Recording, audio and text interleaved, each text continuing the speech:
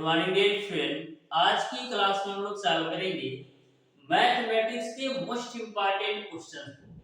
Dear student, most important question की series में आज आपकी दूसरी क्लास है। जैसा कि आपको पता है डियर स्टूडेंट कि जितने भी क्वेश्चन का मैं सॉल्यूशन करवाता हूँ, टोटल क्वेश्चन का सॉल्यूशन बिल्कुल बेसिक कॉन्सेप्ट और सिंपल वे में आपको कराता हूँ, जिससे आपको किसी भी क्वेश्चन में किसी भी प्रकार का डाउट और कंफ्यूजन ना रहे।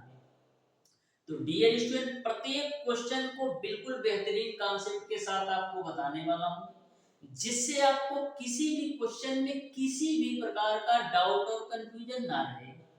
हमारी आपसे रिक्वेस्ट है डियर स्टूडेंट कि जो भी स्टूडेंट अभी तक हमारे चैनल ओडी स्टडी पॉइंट को सब्सक्राइब नहीं किए हैं, सब्सक्राइब जरूर कर लीजिएगा, जिससे हमारी अपकमिंग आने वाली वीडियो आपको मिलती रहे सबसे पहले। तो डियर स्टूडेंट, हम लोग स्टार्ट करेंगे आज की क्लास। देखते हैं क्वेश्चन नंबर 1। तो क्वेश्चन नंबर 1 आपका इस प्रकार से है, यदि 9.6 अनुपाते 16.8 समानुपाते 18 अनुपाते x है, तो x की वैल्यू आप हमको बता दो। तो जो आपका क्वेश्चन नंबर 1 है डियर स्टूडेंट, अनुपात तथा समानुपात से क्वेश्चन पूछा गया है। आपको दे रखा है डियर स्टूडेंट की 9.6 अनुपाते 16.8 समानुपाते 18 अनुपाते x है। तो आप हमको x की वैल्यू बता दीजिए।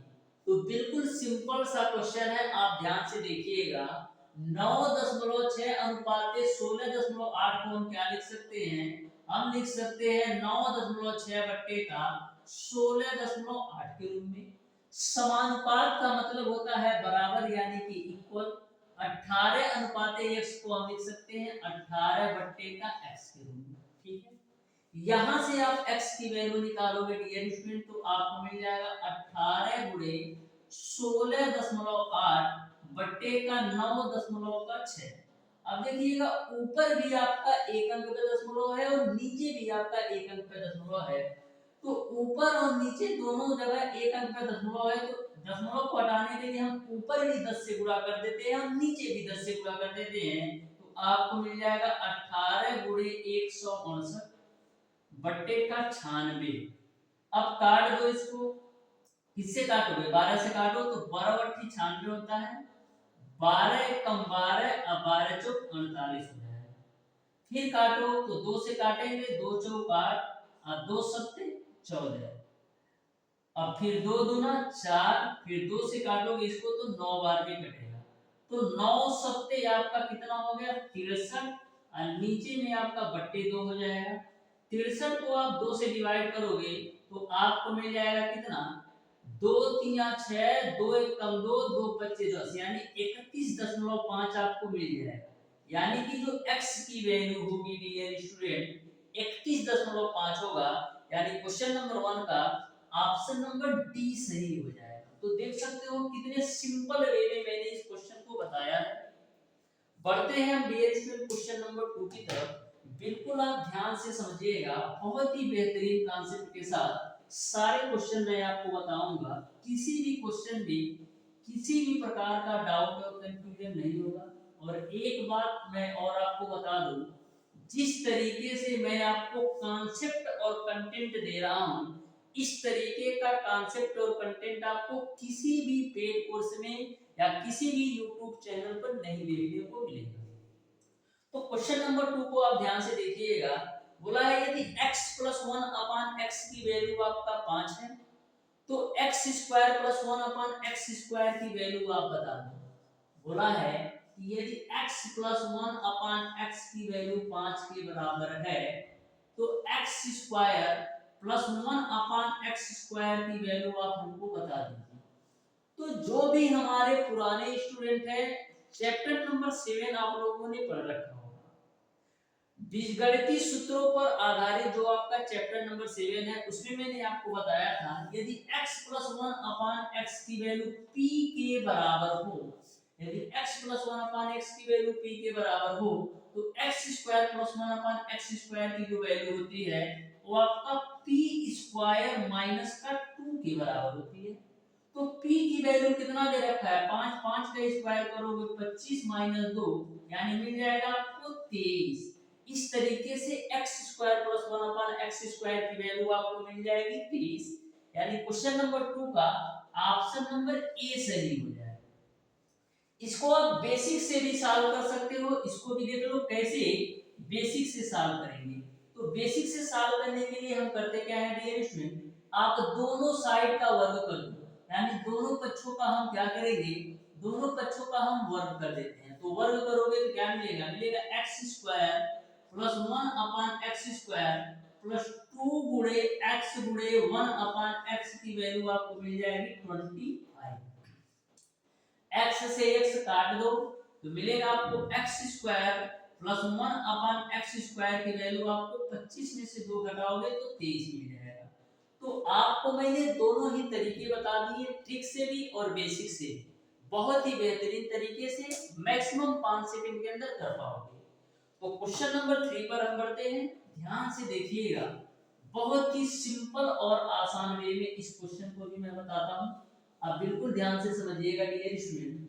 तो क्वेश्चन नंबर 3 आपका है डियर स्टूडेंट, क्वेश्चन नंबर 3 में आपने पूछा है कि ए अकेले एक काम को 6 दिनों में कर सकता है, बी उसी काम को 8 दिनों में कर सकता है, ए और बी इस काम को रुपया 3200 में पूरा करने का जिम्मा लिया है, ठीक है, और सी की सहायता से इन्होंने इस काम को 3 दिनों में पूरा कर दिया, तो सी को कितना भुगतान करना पड़ेगा ए आपको बताना है। तो क्वेश्चन बहुत ही सिंपल है। क्वेश्चन में ऐसा बोला गया है कि ए जो है किसी काम को 6 दिनों में कर सकता है, बी जो है उसी काम को 8 दिनों में कर सकता है, और दोनों ने यह जिम्मा लिया कि हम 3200 में पूरा काम निपटा देंगे। लेकिन सी की सहायता से इसी काम को 3 दिन में पूरा कर सकते हैं, तो आपको बताना है कि सी को कितना रुपया भुगतान करना पड़ेगा। तो देखो कितना सिंपल सा क्वेश्चन है।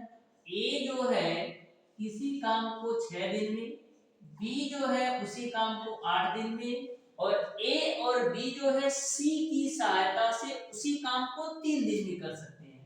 यानी ए और बी जो है जब सी की सहायता से काम करते हैं तो उसी काम को 3 दिन में कर देते हैं। तो आपको यह बताना है कि सी को कितना रुपया भुगतान करना पड़ेगा।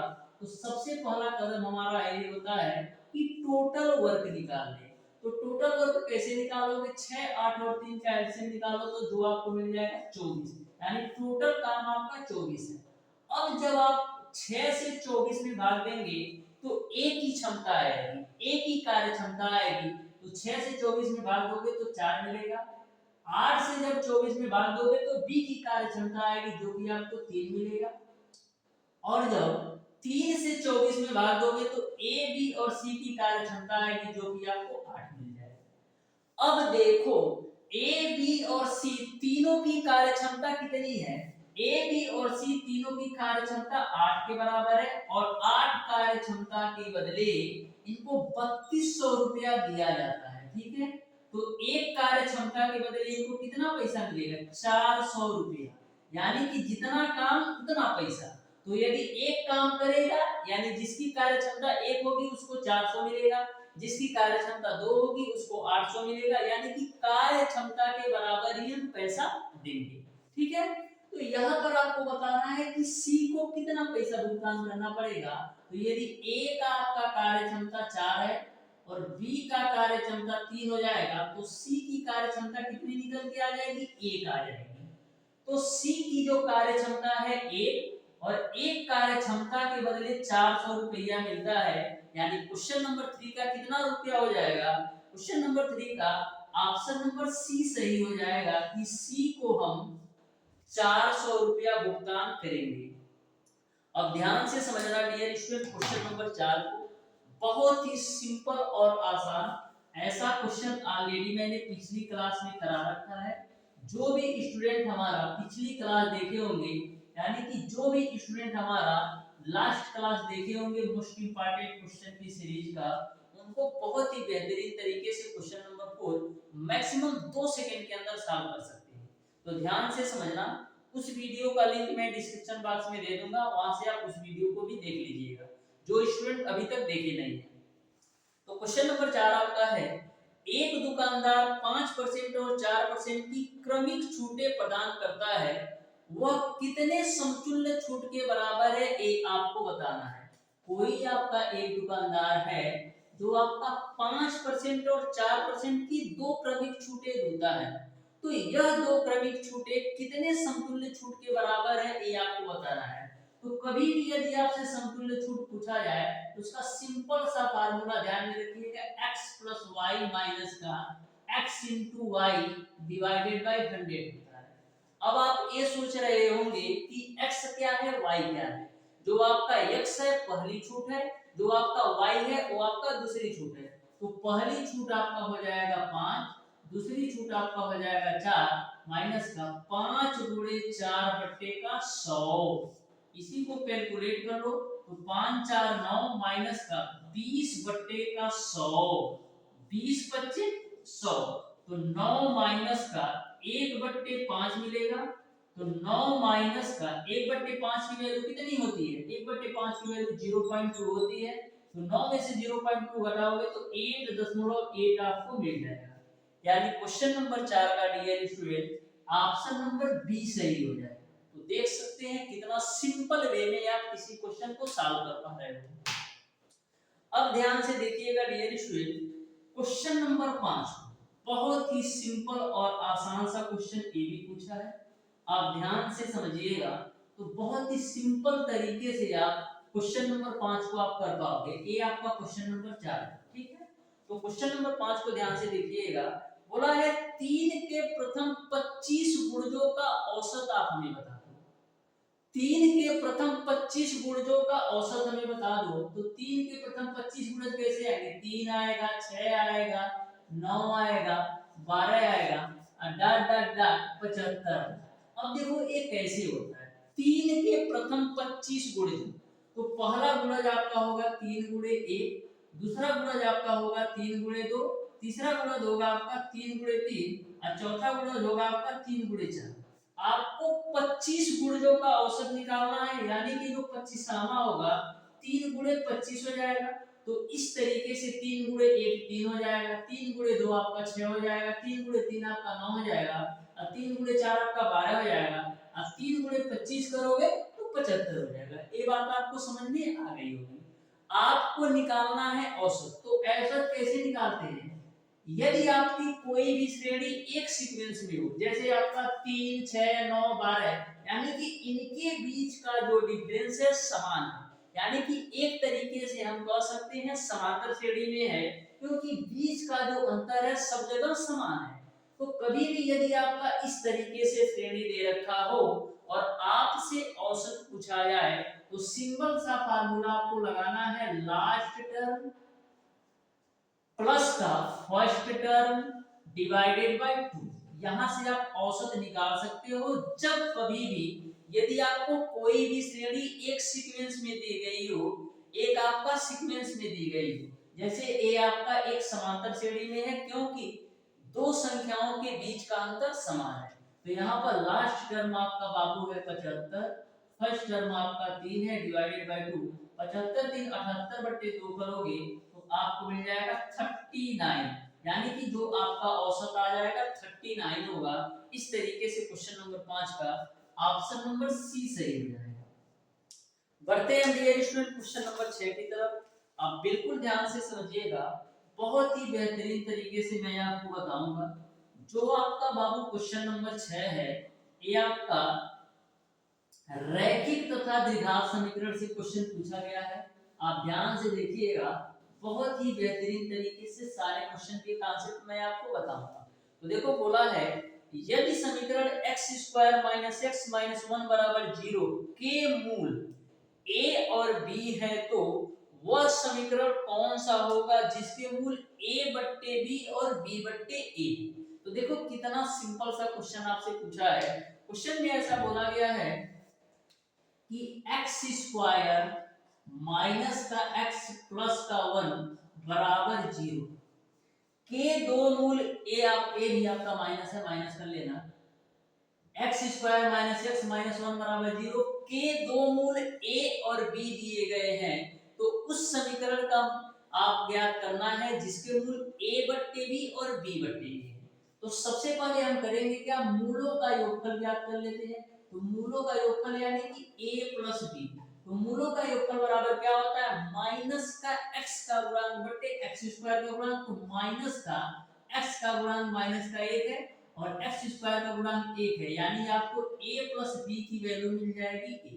ठीक, अब आपको निकालना है मूलों का गुणनफल। तो मूलों का गुणनफल बराबर क्या होता है, c बाई a, या यह कह सकते हो अचर पद डिवाइडेड बाय एक्स स्क्वायर का गुणांक। तो अचर पद आपका माइनस का 1 है और एक्स स्क्वायर का गुणांक 1 है, तो यहां से भी आपको माइनस का 1 मिल जाएगा।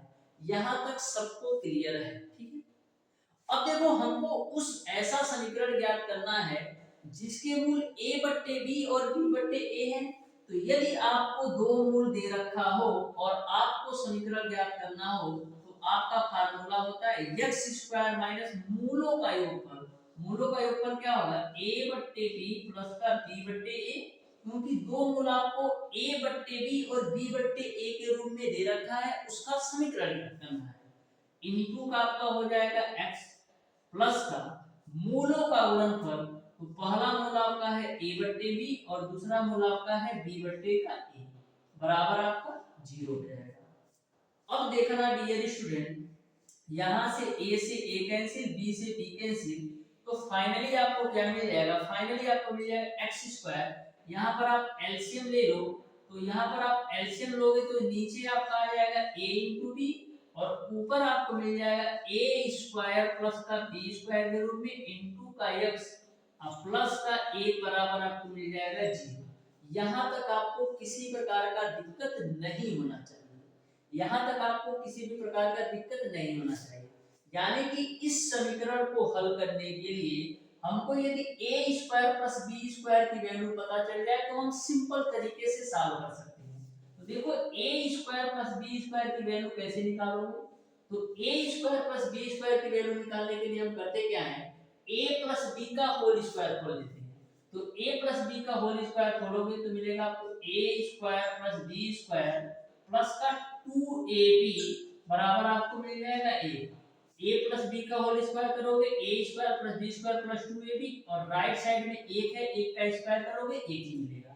तो यहां से आप निकाल लो a square plus b square की वैल्यू कितना मिल जाएगा, 1 माइनस का 2 गुणे ab की वैल्यू कितना है, ab की वैल्यू आपका माइनस का 1 है, तो यहां से आपको मिल जाएगा 3। यानी आपने निकाल लिया कि a square plus b square की जो वैल्यू होगी 3 के बराबर होगी। अब सारी वैल्यू यहां पर रख दो, तो देखो रख देते हैं, तो मिल जाएगा आपको एक्स स्क्वायर माइनस का a square plus b square की वैल्यू आपको 3 और a इंटू बी की वैल्यू आपका कितना है, माइनस का 1, बटे का आपका माइनस का 1 इंटू का हो जाएगा x प्लस का 1 बराबर 0। यहां से देखो एक्स स्क्वायर, यह माइनस या माइनस मल्टीप्लाई होगा तो प्लस हो जाएगा, 3x हो जाएगा प्लस का 1 बराबर 0। यानी कि यदि आपके मूल a बट्टे b और b बट्टे a होंगे तो वह जो आपका समीकरण होगा x square plus 3x plus 1 होगा। यानी क्वेश्चन नंबर 6 का dear student option number D सही हो जाएगा, ऑप्शन नंबर डी सही हो जाएगा, ऑप्शन नंबर डी सही हो जाएगा। ठीक है ना, ऑप्शन नंबर डी आपका बिल्कुल राइट आंसर होगा। अब बढ़ते हैं हम डियर स्टूडेंट क्वेश्चन नंबर 7 की तरफ। ये भी आपका जो क्वेश्चन नंबर 7 है रैखिक तथा द्विघात समीकरण से ही है। आप ध्यान से देखिएगा डियर स्टूडेंट क्वेश्चन नंबर 7 को बहुत ही बेहतरीन तरीके से हम आपको सॉल्व कराएंगे। आप ध्यान से देखिएगा क्वेश्चन नंबर 7 को डियर स्टूडेंट। क्वेश्चन नंबर 7 आपका इस प्रकार से पूछा है, बोला है यदि 2x square plus 7x minus 4 बराबर 0 के मूल p और q है, ठीक है, तब वह समीकरण क्या होगा जिसके मूल p स्क्वायर और q स्क्वायर है। यानी कि आपको दे रखा है कि 2x square plus 7x minus 4 बराबर 0 के मूल p और q है, तो वह समीकरण आपको याद करना है जिसके मूल p स्क्वायर और q स्क्वायर है। तो ध्यान से समझो इस क्वेश्चन को कैसे सॉल्व करेंगे। तो सबसे पहले जो आपको समीकरण दे रखा है 2x² प्लस का 7x माइनस का 4 बराबर 0, ठीक है। इसके मूल p और q दे रखा है। तो यदि मैं मूलों का योगफल निकालूं यानी कि p प्लस q की वैल्यू निकालूं तो क्या आएगा, माइनस का x का गुणन यानी कि माइनस का 7/2 मिल जाएगा। और यदि मैं मूलों का गुणनफल p इंटू q की वैल्यू निकालूं तो क्या आएगा, अचर पद डिवाइडेड बाय x² का गुणन यानी कि माइनस का 4/2 यानी माइनस का 2 मिल जाएगा। यहां तक आपको क्लियर है, ठीक है। अब जब आप p² प्लस p² और q² मूल होंगे तो उसका समीकरण ज्ञात करना है, यानी कहीं ना कहीं हमको p² प्लस q² की वैल्यू पता होना चाहिए। तो हम सबसे पहले p² प्लस q² की वैल्यू निकाल लेते हैं। तो इसका आप वर्ग कर दो, यानी कि p प्लस q बराबर माइनस का 7/2 है ना, इसमें आप दोनों पक्षों का वर्ग कर दो। तो दोनों पक्षों का वर्ग करोगे तो मिलेगा आपको p² plus q² plus 2pq बराबर आपको मिल जाएगा 49/4। अब देखो p² प्लस q² प्लस का 2 अब p इंटू q की वैल्यू आपका है माइनस का 2 बराबर 49/4, ठीक है। तो यहां से आपको मिलेगा p² प्लस q² की वैल्यू 49/4 माइनस का 4 जब राइट साइड जाएगा तो प्लस का 4 हो जाएगा। यहां से आप कैलकुलेट कर लो डियर स्टूडेंट, तो कितना मिलेगा, कैलकुलेट करेंगे तो आपको p² प्लस q² की वैल्यू आपको मिल जाएगा 4, तो आपका एलसीएम में ही आएगा, और 49 प्लस का 4 तो 16, 49 और 16 जोड़ोगे तो कितना होगा 65/4, यानी p² प्लस q² की वैल्यू आपको मिल गया 65/4। अब आप आसानी से समीकरण ज्ञात कर सकते हैं। तो समीकरण कैसे ज्ञात करते हैं, x² माइनस मूलों का योग, तो मूलों का योगफल क्या होगा p² प्लस q² इनटू का x प्लस का मूलों का गुणनफल यानी कि p² इनटू का q² बराबर 0, सारी वैल्यू रख दो। तो x² माइनस का p² प्लस q² की वैल्यू आपका 65/4 इनटू का x प्लस का p इंटू q की वैल्यू माइनस का 2 है, आपको निकालना है p² q² की वैल्यू। तो दोनों पक्षों का वर्ग करोगे तो p² q² की वैल्यू आपको मिल जाएगी 4। इसी को कैलकुलेट करो, तो एलसीएम लेके आप सॉल्व करोगे तो कितना मिल जाएगा, मिल जाएगा आपको 4x² माइनस का 65x प्लस का 16 बराबर 0, यही आपका राइट आंसर होगा। इस तरीके से डियर स्टूडेंट क्वेश्चन नंबर 7 का ऑप्शन नंबर जो होगा सी सही हो जाएगा। Option number C will be the right answer for question number 7। मैं आपको समझा रहा हूं स्टेप बाय स्टेप, इसलिए थोड़ा सा समय लगेगा, लेकिन जैसे ही आप 1 से 2 क्वेश्चन अच्छी तरीके से समझ जाओगे, मैक्सिमम डियर स्टूडेंट आप 10 से 15 सेकंड के अंदर ऐसे प्रश्नों को सॉल्व कर सकते हो। और ये जो 2 मैंने क्वेश्चन बताया है रैखिक तथा द्विघात समीकरण के, थोड़े से कैलकुलेटिव थे, इसलिए थोड़ा सा ज्यादा ही टाइम लगा होगा, इस बात को मैं मान रहा हूं, लेकिन सारे क्वेश्चन ऐसे ही नहीं पूछे जाते हैं, ठीक है। कुछ क्वेश्चन होते हैं जो आपको भीड़ से बाहर निकाल देते हैं। तो क्वेश्चन नंबर 8 को आप ध्यान से देखिएगा, बिल्कुल सिंपल और आसान वे में इसको भी बताने वाला हूं। बोला है एक त्रिभुज की भुजाओं की लंबाइयां 5 सेंटीमीटर, 7 सेंटीमीटर और 16 सेंटीमीटर है, तो त्रिभुज का क्षेत्रफल ज्ञात करें। तो कभी भी यदि आपको किसी भी त्रिभुज के भुजाओं की लंबाइयां दे रखा हो और आपसे पूछा जाए कि त्रिभुज का क्षेत्रफल बताओ, तो हमेशा आपको हीरोज फार्मूला लगाना है। कब, यदि आपको त्रिभुज के तीनों भुजाओं की लंबाइयां दे रखा हो और त्रिभुज के क्षेत्रफल की बात करें तो वहां पर आपको हीरोज फार्मूला लगाना है। तो हीरोज फार्मूला के अनुसार त्रिभुज का क्षेत्रफल बराबर क्या होता है, त्रिभुज का क्षेत्रफल आपका होता है dear student root over S, S minus का ए, एस माइनस का बी और एस माइनस का सी, ये आपका त्रिभुज का क्षेत्रफल होता है। कौन, यदि त्रिभुज के तीनों भुजाओं की लंबाई दिया गया है। यहाँ पर जो आपका यश होता है अर्ध परिमाप होता है, जो आपका ए होता है पहली त्रिभुज की भुजा, बी आपका दूसरे त्रिभुज की भुजा और सी जो आपका होता है तीसरे त्रिभुज की भुजा होती है। तो अब आप ध्यान से समझो।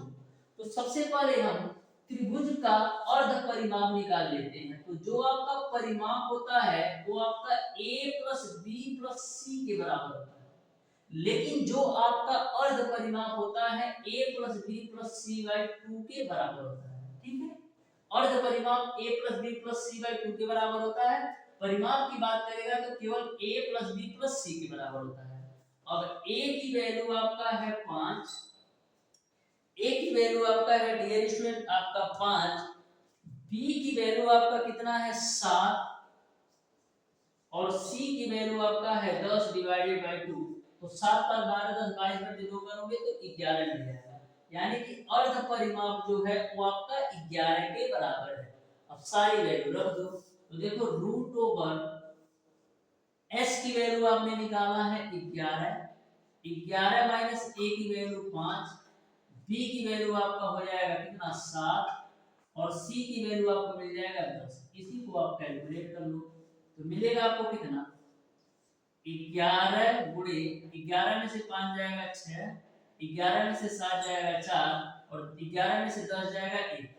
अब देखो 4 का वर्गमूल निकालोगे तो 2 बाहर आ जाएगा और अंडर रूट आपका हो जाएगा 66। इस तरीके से जो त्रिभुज का क्षेत्रफल होगा 2 कौड़ी में 66 होगा, यानी क्वेश्चन नंबर 8 का ऑप्शन नंबर डी सही है। तो बहुत ही बेहतरीन तरीके से मैं आपको प्रत्येक क्वेश्चन के कॉन्सेप्ट को बताने का प्रयास कर रहा हूं।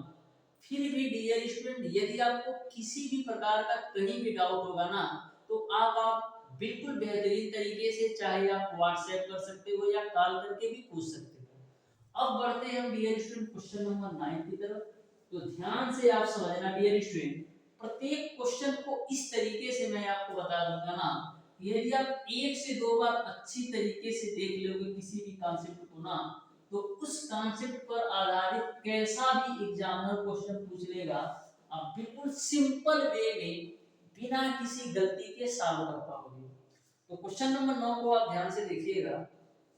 बोला है राम अपनी आय का 40% किराए पर और शेष आय का 40% दवाओं पर खर्च करता है। यदि वो हर महीने रुपया 7200 बचाता है तो उसकी मासिक आय कितनी है ये आपको। राम जो है अपनी आय का 40% किराए पर खर्च करता है और जो शेष आय बचती है उसका 40% दवाओं पर खर्च करता है। इसके अलावा जो उसकी बचत होती है 7200 रुपए के बराबर है, तो उसकी मासिक आय कितनी है ये आपको बताना है। तो ध्यान से समझो, किसी भी व्यक्ति की जो मासिक आय होती है 100% के बराबर होती है। किसी भी व्यक्ति की जो मासिक आय होती है 100% के बराबर होती है। तो बोला है अपनी आय का 40% किराए पर खर्च करता है, तो उसकी जो टोटल आय थी डियर स्टूडेंट राम की वो आपका 100% के बराबर थी। ठीक है, इसमें से वो 40% जो है वो क्या करता है 40% किराए पर खर्च कर देता है। तो 100 में से यदि 40% आप घटाओगे तो मिल जाएगा आपका 60%। यानी कि जब वो किराए पर 40% खर्च कर दिया तो उसके बाद जो आय का बचा है केवल और केवल 60% है। अब क्वेश्चन को ध्यान से देखना, बोला है शेष आय का 40%, शेष आय का 40%, तो शेष आय उसका कितना बचा है 60, क्योंकि 40 तो किराए का खर्च कर दिया। तो शेष आय का जो आपका 60 बचा है, शेष आय का 40% जो है वो दवाओं पर खर्च करता है। तो शेष आय आपका 60 है, इसका 40% निकालो, देखो कितना है। तो डबल जीरो से डबल जीरो आप कैंसिल कर दो तो मिल जाएगा आपका 24 मिल जाएगा। यानी कि 60 में से 24 जो है वो दवाओं पर खर्च कर देता है। तो आपको बताना है कि उसकी मासिक आय कितनी है। तो जब 60 में से 24 को दवाओं पर खर्च कर दिया तो बचा कितना, तो 60 में से 24 घटाओगे तो आपको कितना मिलेगा, 60 में से 24 घटाओगे तो आपको मिल जाएगा 10 में से 4 जाएगा 6 और 3 यानी कि 36 मिलेगा। यानी कि जब 60 में से 40% को खर्च कर दिया तो अब उसके पास जो बची राशि है वो आपका 36% के बराबर है, और 36% की जो बचत है वो आपका 7200 रुपया के बराबर है। 36 गुना आपका होता है 72, यानी 1% की जो वैल्यू है वो आपका 200 रुपया के बराबर है।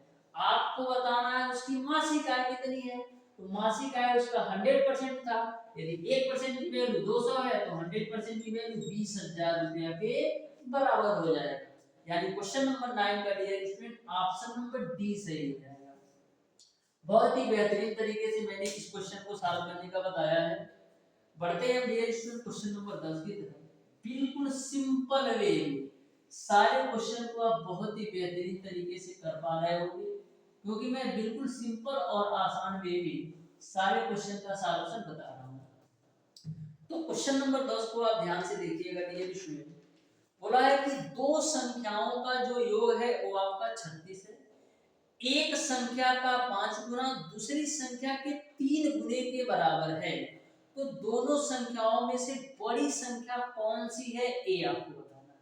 तो दो संख्याओं का योग 36 के बराबर है, ठीक है। तो मैं मान लेता हूं दो संख्याओं का योग 36 के बराबर है। तो दो संख्याएं मैंने मान लिया x और y, इनका जो योग है वो आपका 36 के बराबर है, ठीक है। फिर आगे इन्होंने दे रखा है कि पहली संख्या का 5 गुना दूसरी संख्या के 4 गुने के बराबर है। पहली संख्या का 5 गुना दूसरी संख्या का 4 गुने के बराबर है। तो पहली संख्या आपका x है, इसका जो 5 गुना है दूसरी संख्या y के 4 गुने के बराबर है। तो आपको पहली संख्या की वैल्यू क्या है ये आपको बताना है, यानी कि बड़ी संख्या कौन सी है ये आपको बताना है। तो देखो कितना सिंपल सा क्वेश्चन है। क्वेश्चन में बोल दिया इन्होंने कि दो संख्याओं का योग आपका 36 है, तो मैंने कर दिया x + y = 36। पहली संख्या का 5 गुना दूसरी संख्या के 4 गुने के बराबर है, तो यहां से आप x बट्टे y की वैल्यू निकालोगे तो मिल जाएगा आपको 4 बट्टे का 5, ठीक है ना। हो 4 बट्टे का 5, यानी x का जो रेशियो है वो आपका 4 है और y का जो रेशियो है वो आपका 5 है। यानी x का जो रुपया है 4 रेशियो के बराबर है और y का जो रुपया है वो आपका 5 रेशियो के बराबर है। तो आपको बताना है कि बड़ी संख्या क्या है। तो x का 4 रेशियो और y का आपका 5 रेशियो, जो कि आपका 36 के बराबर है। यानी कि हम कह सकते हैं कि 9 रेशियो की जो वैल्यू है 36 के बराबर है, तो एक रेशियो की जो वैल्यू है वो आपका 4 के बराबर हो जाएगी। एक रेशियो की जो वैल्यू है वो आपका 4 के बराबर हो जाएगी। तो बड़ी जो संख्या है वो आपका 5 रेशियो के बराबर है। तो यदि एक रेशियो की वैल्यू 4 तो 5 रेशियो की वैल्यू आपको मिल जाएगा 20, यानी कि जो बड़ी संख्या है वो आपका 20 हो जाएगा। इस तरीके से क्वेश्चन नंबर 10 का ऑप्शन नंबर डी सही हो जाएगा। तो बिल्कुल सिंपल तरीके से ऐसे क्वेश्चन को हल कर जाओगे, कहीं भी किसी भी प्रकार का डाउट नहीं होगा।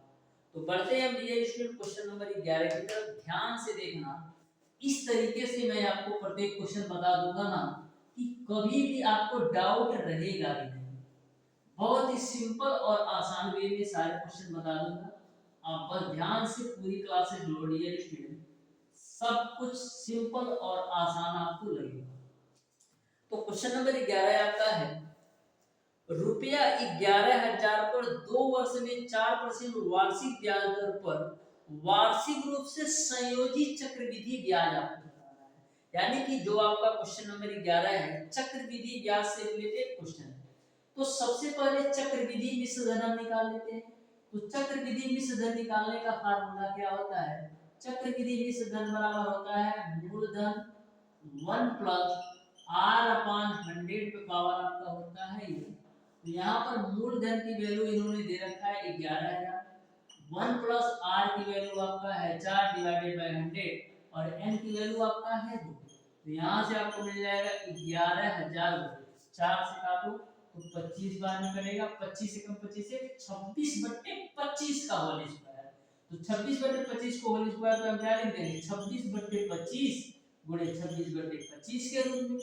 और 25 से काटो तो देखो बाबू 25 × 4 = 100, बचेगा 10 जीरो, तो 25 × 4 फिर जीरो उतार दो, फिर यहाँ पर हम क्या कर लेते हैं, एक स्टेप और बढ़ लेते हैं, तो 440 गुणे 26 गुणे 26 बटे आपका हो जाएगा नीचे में 25, 5 से काटो तो 5 पचे 25, 5 नवट्ठी 40, अब 5 नवट्ठी 40, अब 88 गुणे 26 गुणे 26 बट्टे 5 है, तो इसको आप टोटल कैलकुलेट करोगे डियर स्टूडेंट, मैंने ऑलरेडी कैलकुलेट कर रखा है, तो 11,897 रुपया 50 पैसा आएगा। तो आपको बताना है चक्रवृद्धि ब्याज, तो चक्रवृद्धि ब्याज कैसे निकालोगे, चक्रवृद्धि मिश्रधन में से मूलधन घटाओगे, तो चक्रवृद्धि मिश्रधन है 11,897 में से 11,000 घटाओगे तो चक्रवृद्धि ब्याज जो मिल जाएगा वो आपको कितना मिल जाएगा, 897 रुपया 50 पैसा, यानी कि जो चक्रवृद्धि ब्याज होगा 2 साल का 897 रुपया 50 पैसा होगा, यानी क्वेश्चन नंबर 11 का ऑप्शन नंबर सी सही होगा। बढ़ते हैं डियर स्टूडेंट क्वेश्चन नंबर 12 की तरफ, ध्यान से समझना, बहुत ही बेहतरीन तरीके से सारे क्वेश्चन मैं आपको समझा रहा हूं, जिससे आपको किसी भी क्वेश्चन में किसी भी प्रकार का डाउट और कंफ्यूजन ना रहे। तो क्वेश्चन नंबर 12 आपका है डियर स्टूडेंट, ध्यान से देखना, बोला है कि एक व्यक्ति अपनी धनराशि का 20% जो है व्यर्थ में खर्च कर देता है, यानी कि बिना किसी काम का खर्च कर देता है। शेष धनराशि का 25% खर्च करने के बाद उसके पास रुपया 480 बचते हैं, तो उसके पास मूल रूप से कितनी धनराशि थी ये आपको बताना है।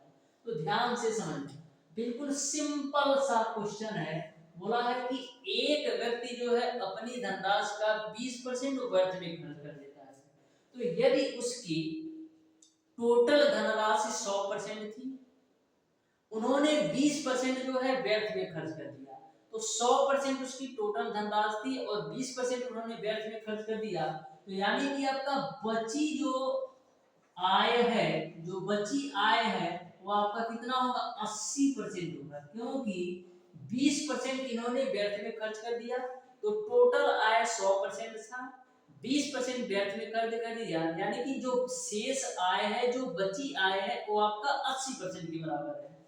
फिर आगे क्वेश्चन में बोला है शेष धनराशि का 25%, इस बात को आप हमेशा ध्यान में रखिएगा, बोला है शेष धनराशि का 25%, तो शेष धनराशि कितना है, 80 है, 80 का जो 25% है डियर स्टूडेंट, ये क्या कर रहे हैं, 25% खर्च करने के बाद, यानी कि जो शेष धनराशि आपका 80% है, इसका 25% खर्च करने के बाद इनके पास जो पैसा बचता है 480 रुपया, तो 80 का 25% निकालो कितना आएगा, 25 चौका 100, 4 से काटोगे तो 20 बार में कटेगा, यानी कि क्या 80 था इनके पास और 80 का 25% जब खर्च कर दिए तो ये आपका 20 और खर्च कर दिए, यानी अब बचेगा इनके पास 7।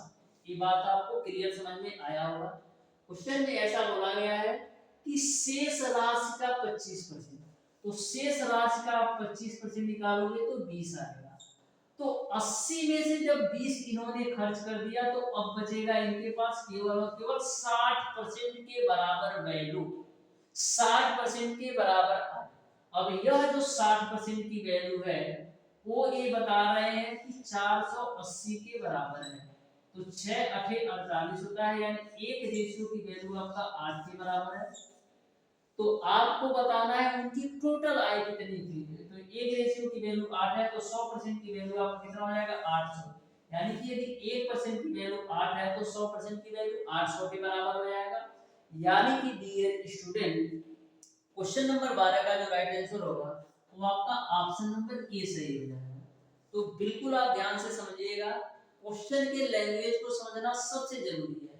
कुछ स्टूडेंट करते क्या है, जैसे 80% आया ना तो 80 का 25% ना निकाल देंगे, जबकि क्वेश्चन में बोला है कि शेष राशि का 25%, तो शेष तो आपका 80 ही बचा, इसका ही 25% निकालना है, लेकिन कुछ स्टूडेंट करते क्या है, 100 में से 20 घटाया तो 80 हो गया, फिर क्या करेंगे 80 में से 25 घटा देंगे, लेकिन ऐसा नहीं करना होता है, जो आपकी राशि आई है इसका 25% निकालोगे तब सही माना जाएगा। तो ध्यान से देखिएगा डियर स्टूडेंट क्वेश्चन नंबर 13 को, बहुत ही सिंपल वे में मैं आपको इसको भी बताने वाला हूं, आप ध्यान से देखिएगा।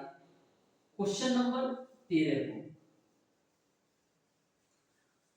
तो क्वेश्चन नंबर 13 आपका इस तरीके से पूछा है कि एक व्यक्ति ने 1 रुपए में 3 की दर से और 1 रुपए में 2 की दर से समान संख्या में संतरे खरीदता है, तो 20% का लाभ अर्जित करने के लिए उसे उसे प्रति दर्जन किस मूल्य पर बेचना पड़ेगा, ये आपको बताना है।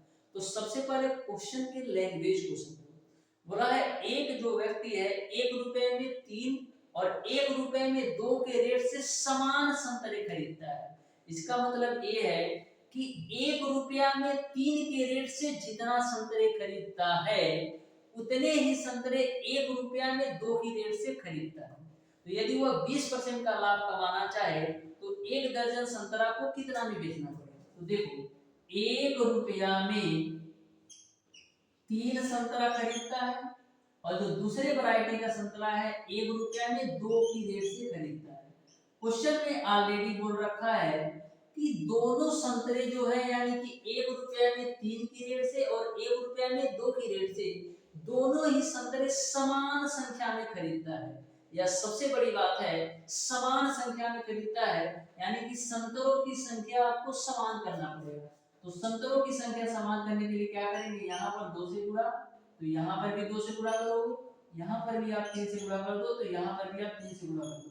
अब देखो यहाँ पर भी 6 संतरा हो गया और यहाँ पर भी संतरा 6 हो गया, यानी कि 1 रुपए में 3 की रेट से वाला भी 6 संतरा हो गया और 1 रुपए में 2 की रेट से वाला भी 6 संतरा हो गया। तो अब देखो यानी कि आपका 2 रुपया में 6 संतरा यहाँ से और 3 रुपया में 6 संतरा यहाँ से आ जाएगा। तो यानी कि हम क्या कर रहे हैं, 5 रुपया में 12 संतरा खरीद रहे हैं, 5 रुपया में 12 संतरा खरीद रहे हैं। तो बोला है यदि हम 20% का लाभ कमाना चाहें तो 1 दर्जन संतरा को कितने में बेचना पड़ेगा।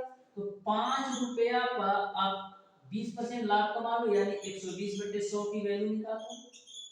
तो देखो हाई जीरो का से हाई जीरो का कैंसिल, 12 25 60/10 करोगे तो आपको मिल जाएगा 6, यानी कि 6 रुपया में यदि 12 संतरा बेचे, 6 रुपया में यदि 12 संतरा बेचेगा तो उसको 20% का लाभ होगा। इस तरीके से क्वेश्चन नंबर 13 का डियर स्टूडेंट आपका ऑप्शन नंबर ए सही हो जाएगा, 6 रुपया में 12 संतरा बेचना पड़ेगा। 2 क्वेश्चन डियर स्टूडेंट मैं आपको होमवर्क का देख रहा हूं, आप ध्यान से समझिएगा, इन दोनों क्वेश्चन का आंसर आपको बताना है। तो क्वेश्चन नंबर 14 आपका है कि ए और बी की आयु का जो अनुपात है 3:2 है। 10 वर्ष बाद उनकी आयु का जो योग है वो आपका 80 वर्ष हो जाता है। तो आपको ए की वर्तमान आयु बताना है। थोड़ा सा हिंट देता हूं, ध्यान से समझना। बोला है ए और बी की अनुपात जो है वो आपका 3:2 है, यानी आपको करना क्या है, ए और बी की आयु का जो अनुपात है 3:2 है, इसको आप मान सकते हो 3:2 है। बोला है कि 10 वर्ष बाद उनकी आयु का योग, तो 10 वर्ष बाद यानी कि 3x में भी आपको 10 जोड़ देना है और 2x में भी आपको 10 जोड़ देना है। तो 10 वर्ष बाद उनकी आयु का जो योग है वो आपका 80 के बराबर है। इसी को आप कैलकुलेट करिएगा तो क्वेश्चन नंबर 13 का आंसर आ जाएगा, 14 का आंसर आ जाएगा। क्वेश्चन नंबर 14 को ध्यान से देखो।